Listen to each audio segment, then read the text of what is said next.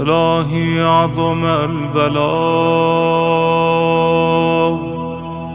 وبرح الخفاء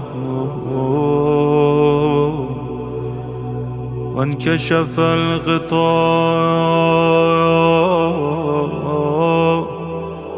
وانقطع الرجاء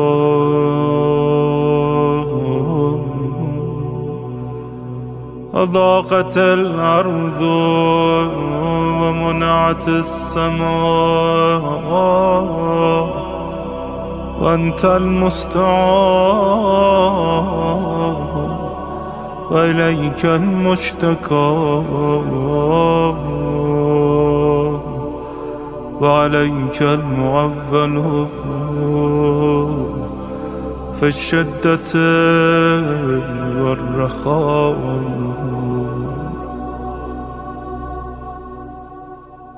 اللهم صل على محمد وآل محمد أولي الأمر الذين فرضت علينا طاعتهم وعرفتنا بذلك منزلتهم، ففرج عنا بحقهم فرجا عاجلا قريبا كلمح البصر أو هو أقرب. يا محمد يا علي يا علي يا محمد اكفياني فإنكما كافيان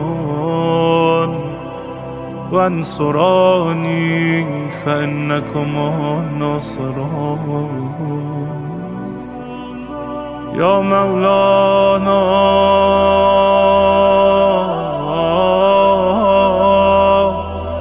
يا صاحب الزمان الغوث الغوث الغوث أدركني أدركني أدركني